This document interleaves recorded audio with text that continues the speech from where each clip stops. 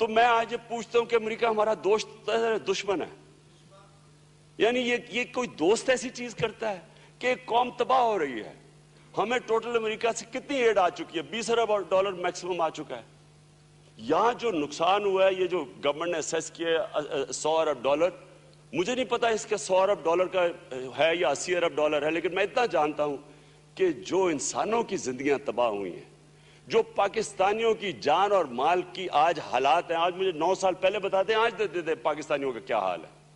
آج مجھے بتائیں کہ دہشت گردی کم ہے زیادہ, 9 سال پہلے تھی یا آج ہے. آج مجھے یہ بتا دیں کہ آج انتہا پسندی زیادہ ہے پاکستان میں یا 9 سال پہلے زیادہ تھی. تو یہ کون سا نسخہ دے رہے ہیں ہم جس سے جو بیماری ہے وہ پھیلتی جا رہی ہے؟ اور خود امریکہ وہاں فیصلہ کر بیٹھا کہ وہ جنگ نہیں جیت سکتا, اس لیے ان سے مذاکرات کر رہے ہیں. اور ہم مذاکرات کرنے کی کوشش کرتے تو یہاں ڈرون مار دیا جاتا ہے. میں آج اس سارے ہال کے سامنے کہنا چاہتا ہوں, ایک ایسا سچویشن جو کہ 9 سال میں ڈیولپ ہوا, جس کا ایک وقت پہ نسبتاً بڑا آسان حل تھا, مزید مشکل ہوتا گیا جیسے جیسے وقت آگے بڑھتا گیا. تو اب جو جب آپ کی باری آئی تو اس میں کوئی شک نہیں کہ آپ کے سامنے جو چیلنجز تھے وہ بہت بڑے تھے. اور میں پھر سے اس لیے آپ کو خراج تحسین پیش کرتا ہوں. آپ اپوزیشن میں بیٹھا ہوں, ہمارے بڑے اختلافات ہیں پالیٹکس پہ, کیونکہ مجھے پتا تھا کہ کہاں ایک گروپ تھا اور کہاں اب آپ 30-40 گروپس بن چکے ہیں. تو یہ آسان کبھی بھی نہیں تھا. یعنی پاکستان جدھر آج کھڑا ہے اس کے پاس کوئی بھی آسان اس وار آن ٹیرر کے حل نہیں رہ گئے. سب بھی جو بھی آپشن آپ لیں گے وہ مشکل ہے. ہم نے آپ سب نے, ساری پولیٹیکل پارٹیز نے آپ کی سپورٹ کی. آل پارٹیز کانفرنس کے اندر میں نے کبھی بھی ایسا نہیں دیکھا ماحول کہ وہ جماعتیں جو ایک وقت پہ کہہ رہی تھیں کہ ملٹری سلوشن ہے اس کی, وہ سب اس نتیجے پہ آ گئے کہ اب ہم ڈائیلاگ کے ذریعے مسئلہ حل کریں. میں یہ بھی یاد کرا دوں کہ یہ چوتھی اے پی سی تھی. ایک پیپلز پارٹی کے دوران پرائم منسٹر ہاؤس میں یوسف رضا گیلانی صاحب نے ایک بلائی ہم سب کے لیے آل پارٹیز کانفرنس, اور اس کے اندر بھی آرمی چیف بھی تھے, ISI چیف بھی تھے, پارٹی ہیڈز بھی تھے. اس کے اندر بھی یہی فیصلہ کیا گیا بڑی سارا دن بات چیت کر کے کہ گیو پیس اے چانس, کہ ہم نے کافی دیر ملٹری آپریشنز کر لیے ہیں, اب ڈائیلاگ سے مسئلہ حل کیا جائے. یہ غالباً 3 سال پہلے تھی. اس کے بعد JUIF کی ایک ہوئی کانفرنس, پھر ANP نے کانفرنس کی, انہوں نے بھی ڈائیلاگ کی بات کی. تو یہ چوتھی کانفرنس تھی, اور یہ ایک وہ کانفرنس تھی جس میں پوری طرح ہم نے گورنمنٹ کو مینڈیٹ دیا اور ہم نے پورا اعتماد کیا کہ گورنمنٹ اس کو ڈائیلاگ پروسیس کو آگے لے کے جائے گی. اور چودھری نثار نے مجھے اپڈیٹ بھی رکھا اس کے اوپر, اور میں اس لیے کہہ رہا ہوں کہ ہمیں کوئی شک نہیں تھا کہ آسان نہیں. یہ جدھر آج ہم پہنچے ہیں, اسپیکر صاحب, میں یہ آپ کے سامنے کہنا چاہتا ہوں کہ آج پاکستان کا ڈیفائننگ مومنٹ ہے. آج جدھر ہم کھڑے ہیں, یہ کبھی کبھی قوموں کی زندگی میں ایسے مومنٹس آتے ہیں جدھر ایک قوم فیصلہ کرتی ہے کہ ہم نے یا ادھر جانا ہے یا ادھر جانا ہے. جیسے جا رہے ہیں ایسے نہیں چل سکتے. پاکستان جس طرح اب تک, مجھے افسوس سے کہنا پڑتا ہے کہ جس طرح ہم نے امریکہ کی غلامی کی ہے, اور یہ وار آن ٹیرر, مجھے بڑی دنیا نے کہا کہ جناب یہ ہماری جنگ ہے, یہ امریکہ کی جنگ نہیں ہے.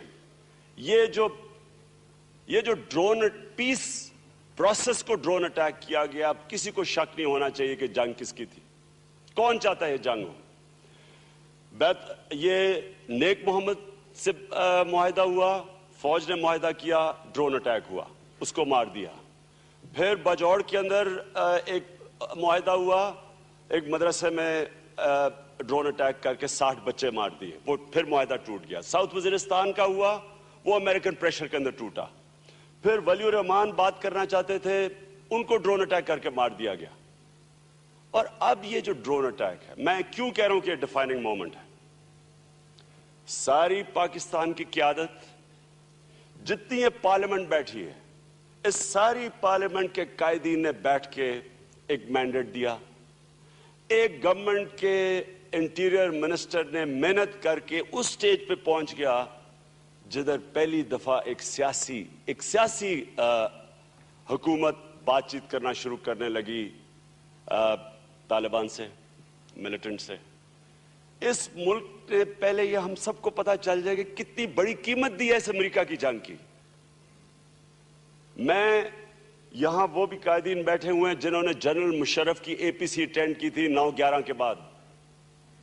ہمیں جنرل مشرف نے تب کہا، ہم نے پوچھا کہ جی ہم اس جنگ میں کیوں جا رہے ہیں، یہ ہماری جنگ تو ہے ہی نہیں. کوئی پاکستانی ملوث نہیں تھا دہشت گردی میں. القاعدہ افغانستان میں بیٹھی ہے، پاکستان میں تو، اور طالبان تو خیر اس وقت دہشت گرد تو تھے ہی نہیں، ان کو فنڈامنٹلسٹ کہتے دہشت گرد تو نہیں تھے، تو وہ بھی پاکستان میں نہیں تھے. ہم نے جنرل مشرف سے پوچھا کہ ہم کیوں اس جنگ میں شامل ہو رہے ہیں. یہاں بیٹھے ہوئے ہیں، مولانا صاحب بیٹھے تھے اس کانفرنس میں. ادھر ہم نے جب پوچھا تو جنرل مشرف نے کہا کہ ہم صرف لاجسٹیکل سپورٹ دے رہے ہیں، اور وہ بھی ہم اس لیے دے رہے ہیں کہ امریکہ ایک زخمی بھالو کی طرح چاروں طرف ہاتھ اپنے پنجے مار رہا ہے اور ہمیں کہیں نہ کچھ نقصان پہنچا دے.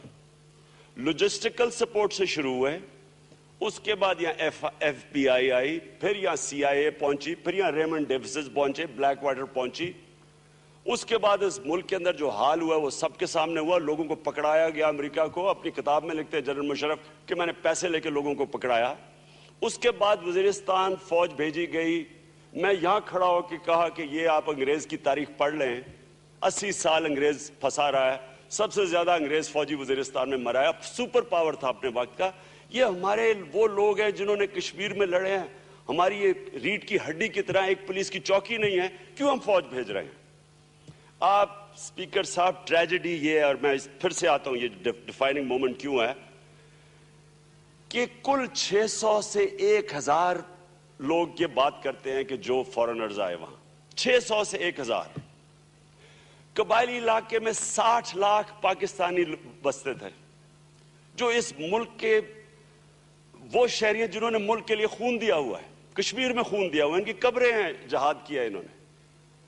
میں 65 کی جنگ جب ہوئی تو ہمارے ماں باپ نے ہمیں، والد نے بھیجا پنڈی، تو وہاں میدان بھرا ہوا تھا قبائلی علاقے کے لوگوں کو، لشکر جا کے پاکستان کے لیے لڑنا چاہتے تھے.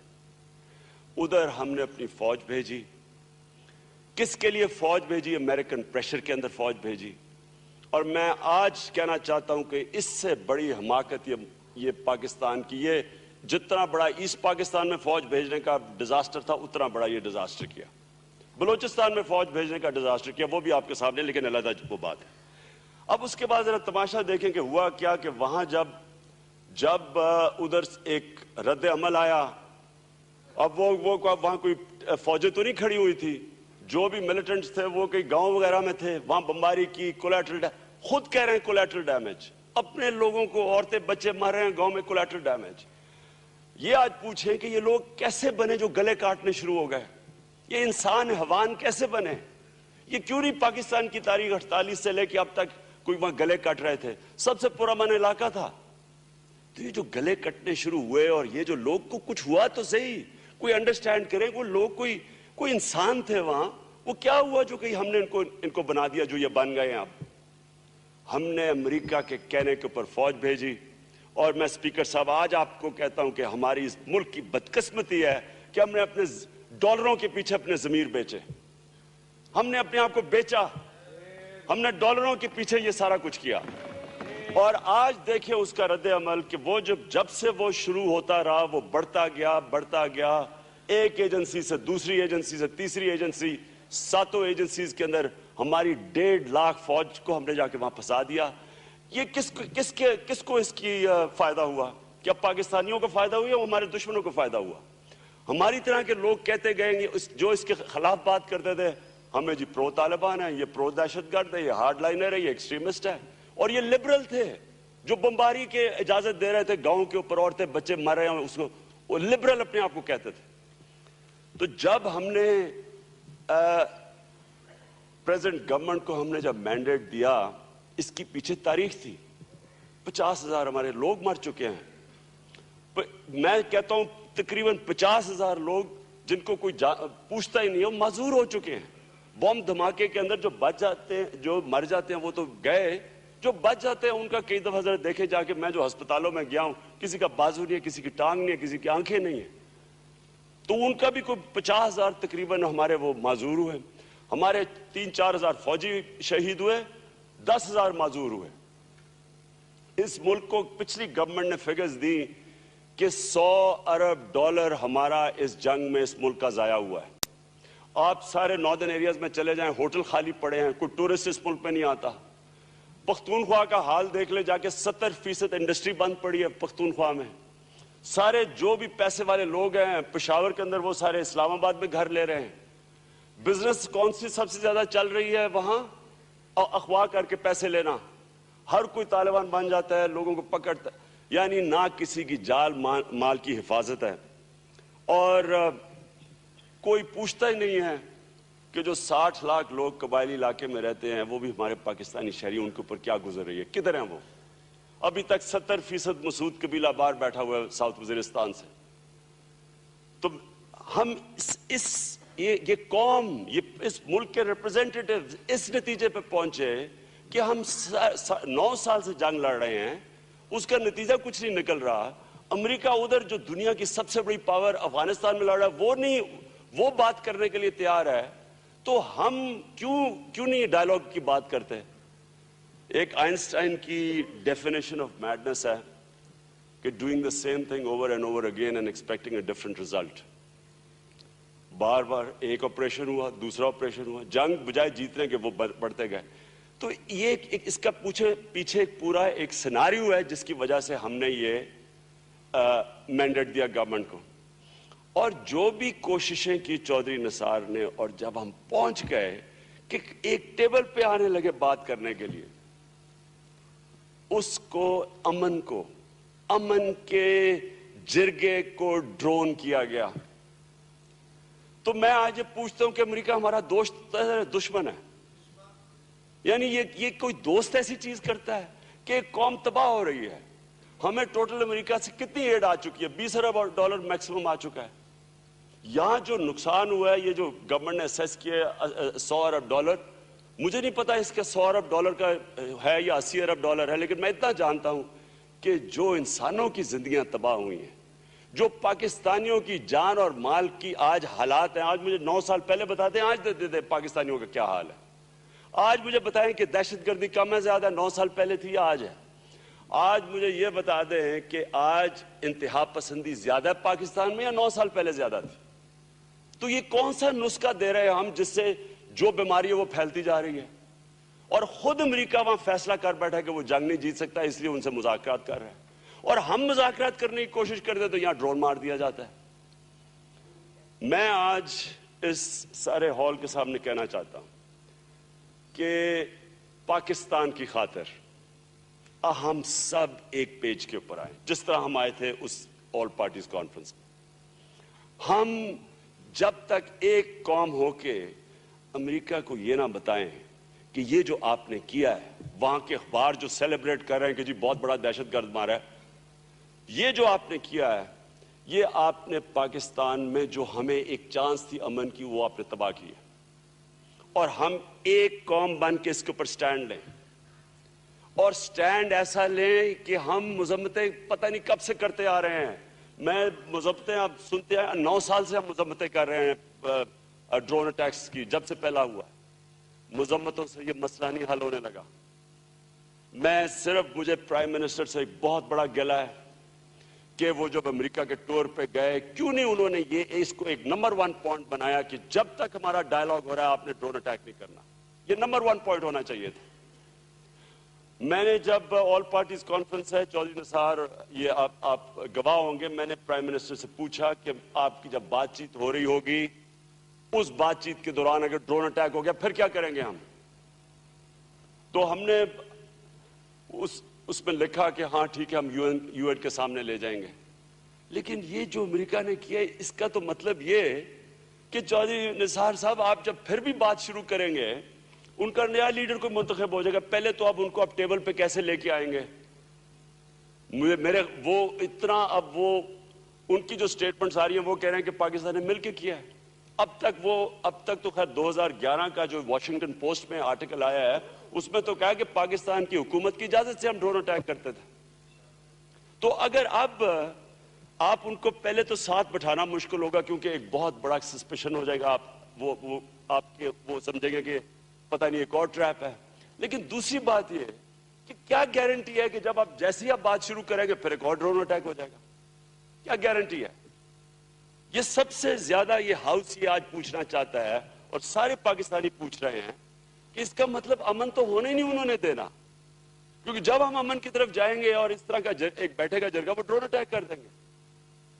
اور انہوں نے یہ سوچ سمجھ کے کیا، اگر وہ حکیم اللہ کو مارنا چاہتے پہلے ان کے لیے کتنا مشکل تھا اس کو مارنا، کیا وہ تبھی اس کو مارنا تھا جب انہیں پتا چلا تھا کہ ہم ایک امن کی چانس ہے پاکستان میں؟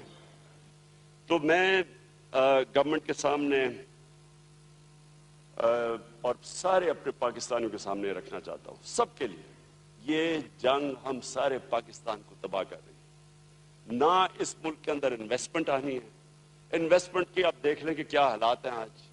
ہم جا کے جس سے باہر بات کرتے ہیں کہ جی پختونخوا میں انویسٹمنٹ کرو، وہ پہلا سوال پوچھتا ہے کہ جی ہماری جان کی مال کی حفاظت کون کرے گا؟ جس ملک کے اندر کرکٹ ٹیم میچ کھیلنے نہیں آتی، دبئی کے اندر پاکستان ٹیسٹ میچ کھیلتا ہے کیونکہ یہاں ٹیم نہیں آتی، ادھر انویسٹر کس نے آنا ہے؟ یہ ملک آگے کیسے بڑھ سکتا ہے؟ یہاں بے روزگاروں کی فوج ہے، دن بدن مہنگائی بڑھتی جا رہی ہے، لوگ پستے جا رہے ہیں، ویسے لوگوں کو ہم دھکیل رہے ہیں، جو مجرم بنا رہے ہیں لوگوں کو، ان کا گزارا نہیں ہے اس میں۔ تو ہم آگے کیسے بڑھ سکتے؟ یعنی ہمارے جو معاشی حالات ہیں وہ کنیکٹڈ ہیں وار آن ٹیرر سے۔ وار آن ٹیرر کیسے ختم ہوگی جبکہ وہ ہمیں بات چیت ہی نہیں کرنے دیں گے؟